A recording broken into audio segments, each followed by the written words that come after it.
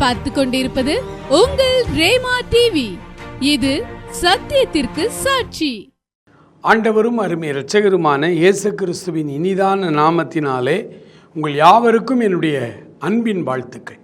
பிரியமானவர்களே, ஆண்டவருடைய அன்பை குறித்து நாம் அதிகமாய் தியானித்து கொண்டே தான் இருக்கிறோம்.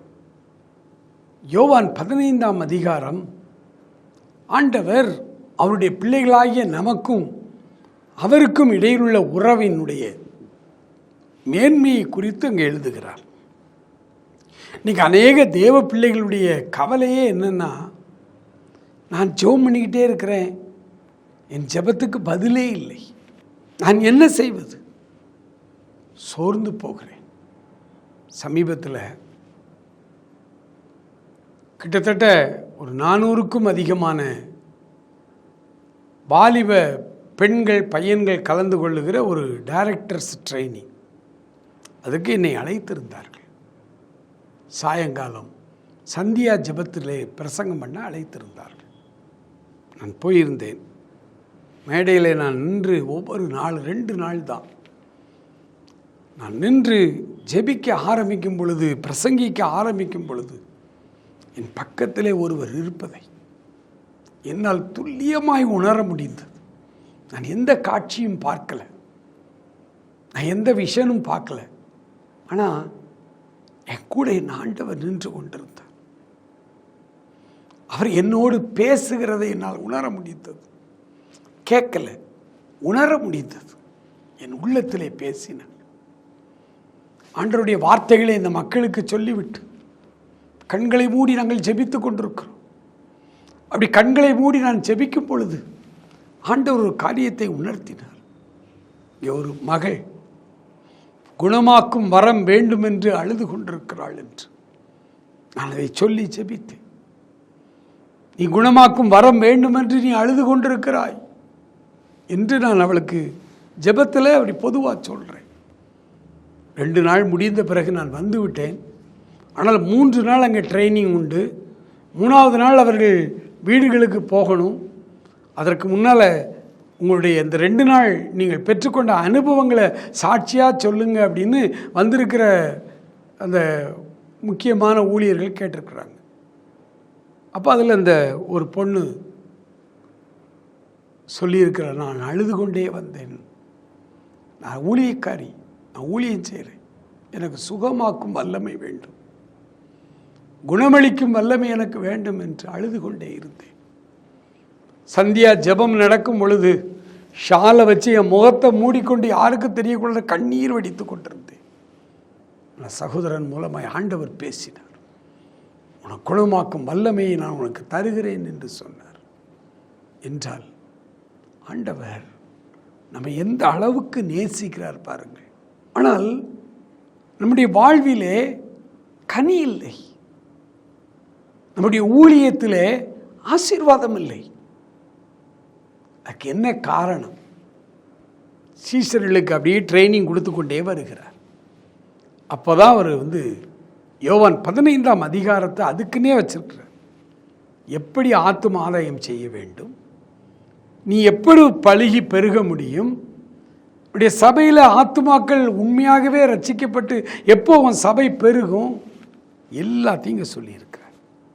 அதில் ஒரே ஒரு காரியத்தை தான் இந்த நாள் வெள்ளிக்கிழமை நாம் தியானித்து நம்முடைய ஆசீர்வாதங்களுக்காக நாம் ஜெபிக்க போகிறோம். யோவான் 15ஆம் அதிகாரம் 7வது வசனத்தை உங்களுக்காக நான் வாசிக்கிறேன். நீங்கள் என்னிலும் என் வார்த்தைகள் உங்களிலும் நிலைத்திருந்தால் நீங்கள் கேட்டுக்கொள்வது எதுவோ அது உங்களுக்கு செய்யப்படும். அன்புக்குரியவர்களே, தெளிவாய் ஆண்டவர் சொல்லிட்டார். நீ ஆண்டவரிடத்தில் கேட்டுக்கொள்ளுகிற ஆசீர்வாதங்கள், காரியங்கள் உனக்கு எப்போ கிடைக்கும் அப்படின்னா, நீ என்னில் நிலைத்திருங்கள், என்னில் நிலைத்திருங்கள். ஆண்டவரோடு நாம் நிலைத்திருக்கிற, நெருங்கி இருக்கிற ஒரு ஜீவி. ஆண்டவர் எப்படி சொல்றார் இந்த அதிகாரத்தில்? அவர் திராட்சை செடி, நாம கொடிகள். நம்ம எதில் கொடியாக இருந்தோம்? காட்டு திராட்சை செடியில் கொடியாக இருந்தோம். அது காட்டுக்குள்ளே கசப்பான கனிகளை கொடுக்கிறது. காட்டு திராட்சை செடியினுடைய கொடியை அவர் அங்கிருந்து வெட்டி கொண்டு வந்து தன்னுடைய செடியோடு அவர் இணைக்கிறார். இதுக்கு பேர் தான் ரட்சிப்பின் வாழ்க்கை. ரட்சிப்பின் வாழ்க்கைன்னா என்ன? பழைய வாழ்க்கையிலிருந்து முற்றிலும் விடுபட வேண்டும். பழைய வாழ்க்கையில் இருக்கிற கெட்ட பழக்கங்கள் முற்றிலும் அதிலிருந்து அவர் விடுதலையாக்கி கொண்டு வர்றார். ஏன்னா எந்த கெட்ட பழக்கமும் நாம் பிடிச்சிக்கிட்டு இருக்கல, அந்த பழக்கம்தான் நம்மளை பிடிச்சிக்கிட்டு இருக்கு. ஸோ அந்த கெட்ட பழக்கங்களையெல்லாம் நம்மை விட்டு முற்றிலுமாய் அகற்றுவது இயேசு ஒருவர் மாத்திரம். அவருடைய இரத்தம், அவருடைய அன்பு, அவருடைய கருணை, அவருடைய இரக்கம் நம்மை விடுதலையாக்குகிறார். காட்டு திராட்சை செடியாக இருந்த நம்மை கொண்டு வருகிறார். கொண்டு வந்து அவரே திராட்சை செடியாக இருக்கிறதுனால அதில் கொண்டு வந்து ஒட்ட வைக்கிறார். நீங்கள் எத்தனையோ பாட்டனியில் படிச்சிருப்பீங்க, அல்லது சமூக வலைதளங்கள் இப்போல்லாம் அழகாக ஒரு செடியில் கொண்டு வந்து இன்னொரு செடியை ஒட்ட வச்சு எப்படி பண்ணுறாங்க எல்லாம் நம்ம பார்த்துருக்கோம். ஒரு செடியை, ஒரு கொடியை கொண்டு வந்து இன்னொரு செடியில் அதே மாதிரி உள்ள செடியில் ஒட்ட வைக்கணும்னா எந்த செடியில் ஒட்ட வைக்கிறோமோ அந்த செடியை செதுக்குறான். அதனுடைய தண்டு பகுதியில் அல்லது அதனுடைய ஸ்டெம்பில் நல்ல நைஃபை வச்சு அழகாக செதுக்குறான். அதே மாதிரி இங்கே வெட்டி கொண்டு வந்த செடியிலையும் ஒரு பகுதியை அப்படி செதுக்கி ரெண்டையும் கொண்டு வந்து ஒட்ட வைக்கிறாங்க. ரெண்டையும் கொண்டு வந்து ஒட்ட வச்சுட்டு ஒரு டேப்பை வச்சு அப்படியே காற்று புகாத அளவில் ஒரு டேப்பை வச்சு அப்படியே கெட்டி சுற்றிடுறாங்க. சுற்றி இப்படி வச்சிடுறாங்க. ஆண்டவரோடு அல்லது ஆண்டவரிலே நாம் நிலைத்திருக்க வேண்டும். அங்கே ஒட்ட வச்ச பிறகு இப்படி ஆடிக்கிட்டே இருந்துன்னு வச்சுக்கோங்களேன், அந்த கொடி பட்டு போயிடும். அது ரொம்ப ஸ்ட்ராங்காக இந்த செடியோடு இணைக்கப்படணும். ஆண்டவராய் இயேசு கிறிஸ்துவோடு முற்றிலுமாய் இணைக்கப்படணும். அதனால தான் அவர் நொறுக்கப்பட்டார், அடிக்கப்பட்டார், பிக்கப்பட்டார். உளப்பட்ட நிலம் போல் அவருடைய முதுகு மாறி போனது. அவருடைய சரீரம் ஏன் நொறுக்கப்பட்டுச்சு? உன்னை கொண்டு வந்து அவருடைய சரீரத்தோடு ஒட்ட வைப்பதற்கு. தாய்ச்செடியோடு இந்த கொடியை இணைச்ச போது இந்த தாய்ச்செடியில் உள்ள சத்து, சாரம் அப்படியே இந்த கொடிகளுக்குள்ளும் பாய்ந்து வருகிறது. அந்த கொடியிலே பூ பூக்கிறது, கனி கொடுக்கிறது. தாய்ச்செடிக்கு இருக்கிற அதே சுபாவம், தாய்ச்செடிக்கு இருக்கிற அதே குணம், தாய்ச்செடியிலே இருக்கிற அதே இனிமை இந்த காட்டு திராட்சை கொடிக்குள்ளும் வருகிறது. அப்போ கசப்பாய் இருந்த நம்முடைய வாழ்க்கை இனிப்பாய் மாறுகிறது. கெட்ட கனிகளை, கசப்பான கனிகளை கொடுத்து கொண்டது நம்முடைய வாழ்க்கையில் இப்பொழுது இனிமையான கனிகள், அதான் ஆவியின் கனிகள் சொல்றோம். சுபாவ மாற்றம், ரட்சிப்பு என்பது அதுதான் பிரியமானவர்களே. இன்றைக்கு அநேகர் ரட்சிக்கப்பட்டு 10 வருஷம் ஆச்சு, 15 வருஷம் ஆச்சுங்கிறாங்க. கோபம் முனை அளவு கூட குறையாமல் இருக்கு. இன்னைய வரைக்கும் பழி வாங்கும் கெட்ட சுபாவம் இன்னும் இருக்கு. ஆனால் ரட்சிக்கப்பட்டேங்கிறாங்க. பைபிள் எடுத்து பிரசங்கம் பண்ணுறேங்கிறாங்க. எங்கள் பிரசங்கத்துக்கு 1000 பேர் வர்றாங்க. உலகத்தையே நீ ஆதாயப்படுத்தலாம் சகோதரா.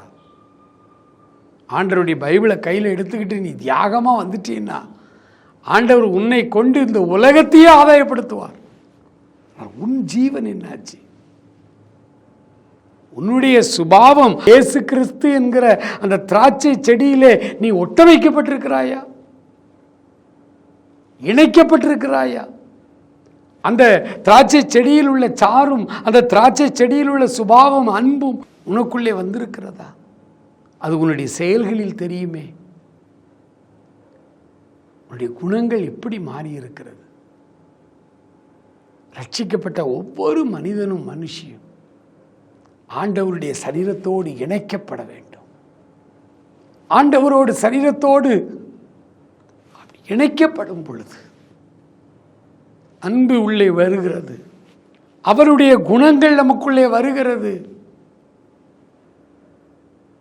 வாழ்க்கை செழிப்பாய் மாறுகிறது. மகிழ்ச்சியான ஒரு கிறிஸ்தவ வாழ்வு என்பது அவரோடு இணைக்கப்படுகிற ஒரு வாழ்க்கை. அநேகர் அப்படி இணைக்கப்படாமல் அவர் பெயரை சொல்லி வாழ்ந்து கொண்டிருக்கிறார்கள். அநேகரை ஏமாற்றி பிழைக்கிறார்கள். ஆண்டவருடைய அன்பு நமக்குள்ளே ஊடுருவி பரவ வேண்டுமானால் நாம் அவரிலே நிலைத்திருக்கணும். அதற்கு ஆண்டவர் சொல்லுகிறார், நான் என் பிதாவோடு இணைக்கப்பட்டிருக்கிறேன், நிலைத்திருக்கிறேன். நான் என் பிதாவோடு நிலைத்திருப்பதற்கு காரணம் என்ன அப்படின்னா, அவருடைய கற்பனைகளை நான் கை கொள்ளுகிறேன். அவர் சொல்கிறத மிஞ்சி நான் எதையும் செய்ய மாட்டேன். அது மாதிரி நீங்கள் என் கற்பனைகளை கை கொள்ளுங்கள். யோவான் 15ஆம் அதிகாரம் 10வது வசனத்தை நான் வாசிக்கிறேன். நான் என் பிதாவின் கற்பனைகளை கை கொண்டு அவருடைய அன்பிலே நிலைத்திருக்கிறது போல நீங்களும் என் கற்பனைகளை கை கொண்டிருந்தால் என்னுடைய அன்பிலே நிலைத்திருப்பீர்கள். எவ்வளவு கிளியர் கட்டா என்று சொல்லிட்டார். அவருடைய இயேசு கிறிஸ்துவினுடைய கற்பனைகளை, வார்த்தைகளை, வசனங்களை, இதை செய், இதை செய்யாதேன்னு சொல்லி வச்சிருக்கார். அவருடைய கற்பனைகளை அப்படியே நம்ம கை கொள்ள ஆரம்பித்தால் அவருடைய அன்பிலே நாம் நிலைத்திருப்போம். அவருடைய அன்பிலே நிலைத்திருக்கிற அந்த அனுபவம் எத்தனை இனிமையானது தெரியுமா? ஒரு தாய் தன் மகன் தனக்கு விரோதமாய் செய்தாலும் என் மகன் நல்லா இருக்கணும் அப்படிங்கிறது தான் ஒரு தாயினுடைய உள்ளம். அதே போன்ற உள்ளம் ஆண்டவர் அவருக்கு விரோதமாய் நம்முடைய எல்லா காரியங்களையும் அவர் மன்னித்திருக்கிறார். எல்லாவற்றையும் மன்னித்து விட்டு நாம நல்லா இருக்கணும்னு சொல்லி விரும்புகிற ஒரே ஒரு ஆண்டவர். அவருடைய அன்பு இன்றைக்கு ஆண்டவரோடு கூட நம் ஒவ்வொருவரும் இணைக்கப்படுவதற்கு நம்மை ஒப்பு கொடுக்க போகிறோம். இந்த செய்தியினுடைய முடிவிலே உங்கள் ஒவ்வொருவருக்காகவும் நான் ஜெபிக்க போகிறேன். ஆண்டவரோடு கூட ஒரு நெருக்கமான ஐக்கியத்தை நீங்கள் வளர்த்துக் கொள்வீர்களானால், அந்த அன்பு உங்களுக்குள்ளே பாய்ந்து வரும் பொழுது அந்த அன்பிலே பரிசுத்தம் உண்டு, அந்த அன்பிலே சுகமாக்கும் வல்லமை உண்டு, அந்த அன்பிலே அளவு கடந்த ஒரு கிருபை, கருணை உனக்கு உண்டு.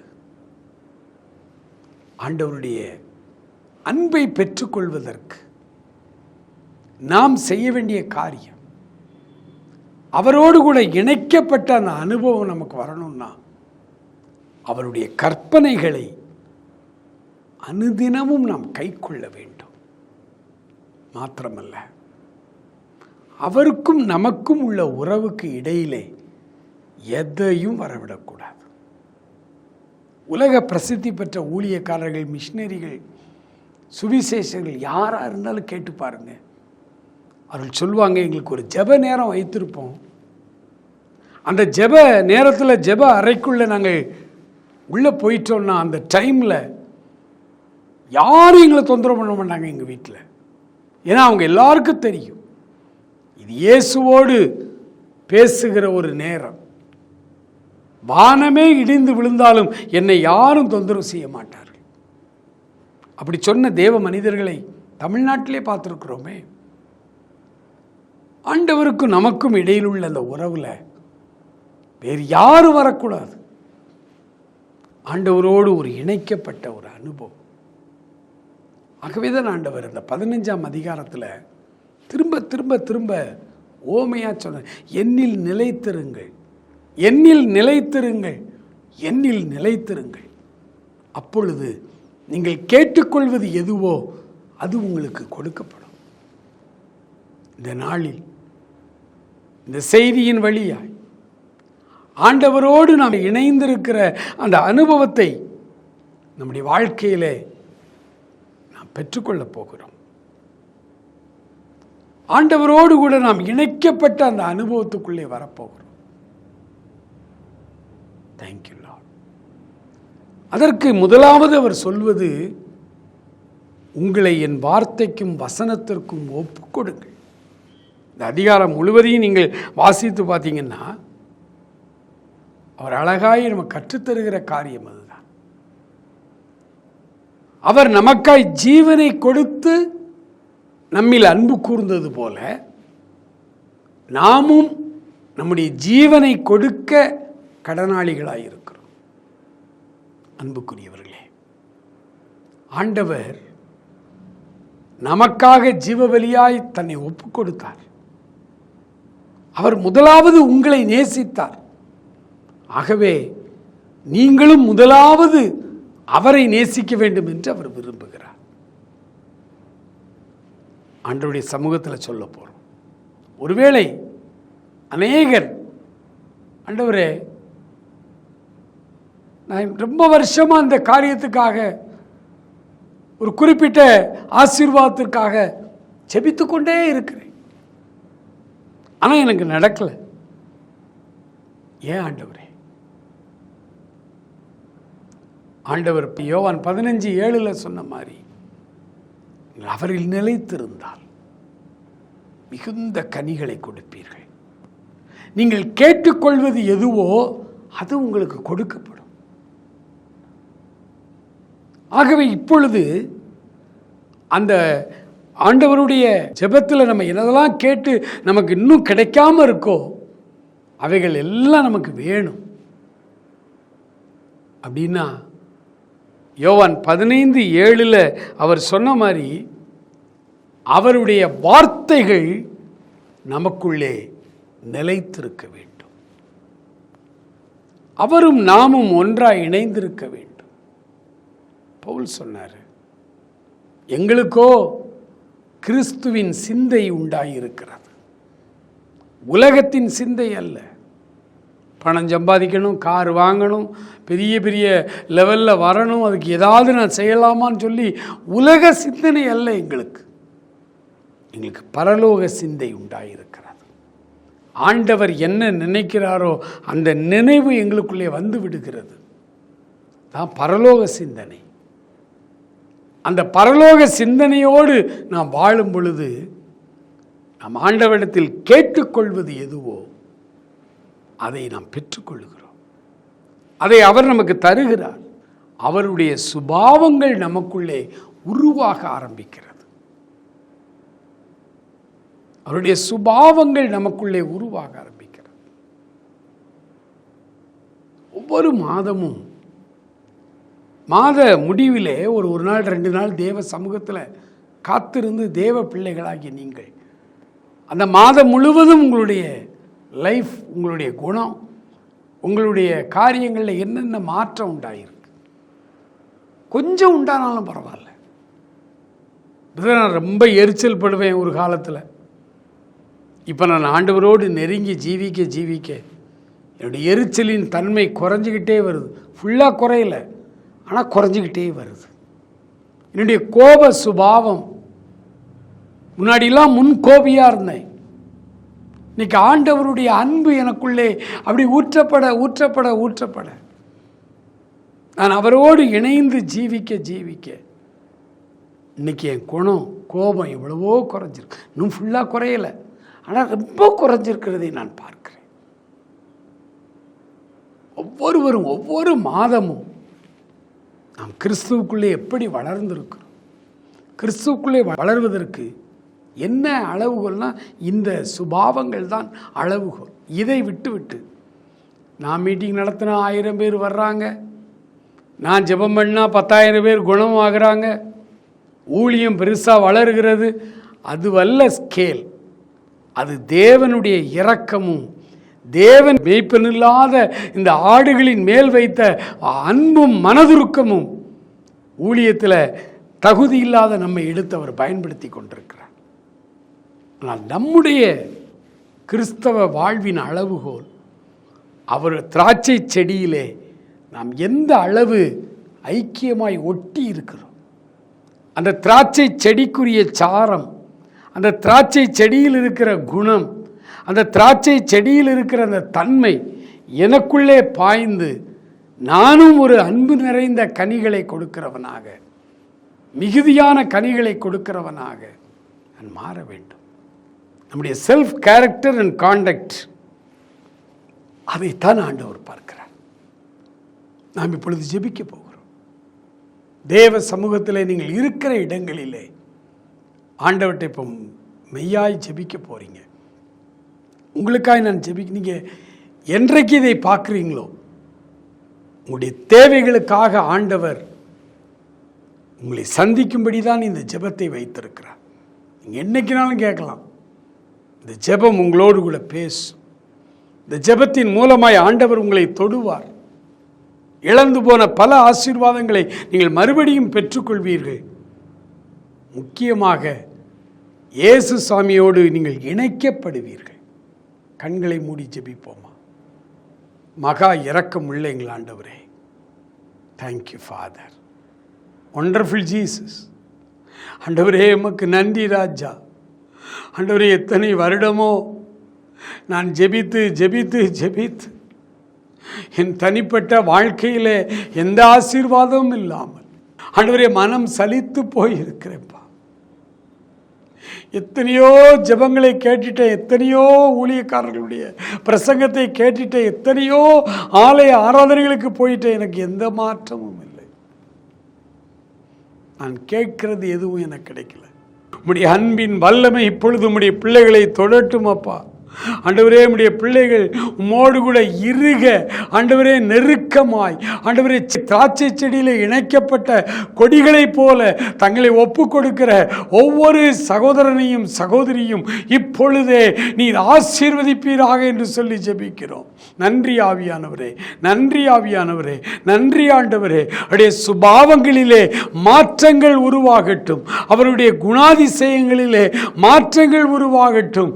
ஆண்டவருடைய ஆவிக்குரிய கனிகள் ஆண்டவரே அவர்களுக்கு தோன்றும்படி அவர்களுடைய ஆண்டவரே உம்முடைய செடியிலே இணைக்கப்பட்டிருக்கிற ஒவ்வொரு கொடிகளையும் ஆண்டவரே இப்பொழுது சுத்தம் செய்யும். இப்பொழுது உம்முடைய வல்லமையை தாரும், உம்முடைய ரட்சிப்பின் அனுபவத்தை தாரும், கிருபைகளை தாரும் ஆண்டவரே, வரங்களை தாரும், வல்லமைகளை தாரும் ஆண்டவரே. விசேஷமாய் வியாதியோடு போராடி கொண்டிருக்கிற பிள்ளைகளுக்காக ஜெபிக்கிறேன் அப்பா. வியாதி கட்டிலே இருக்கிற பிள்ளைகளுக்காக ஜெபிக்கிறேன் ஆண்டவரே. அவருடைய பலவீனங்கள் எல்லாம் மாறட்டும் ஆண்டவரே. வயதானவர்கள் ஜெபித்து கொண்டிருப்பார்கள், ஆனால் அவருடைய பலனை அதிகரிக்க பண்ணும்படியாக ஜெபிக்கிறோம். Thank you Lord. நன்றி ஆவியானவரே, நன்றி ஆவியானவரே, நன்றி தகப்பனே. ஆண்டவரே உமக்கு நன்றி, ஆண்டவரே உமக்கு ஸ்தோத்திரம் அப்பா.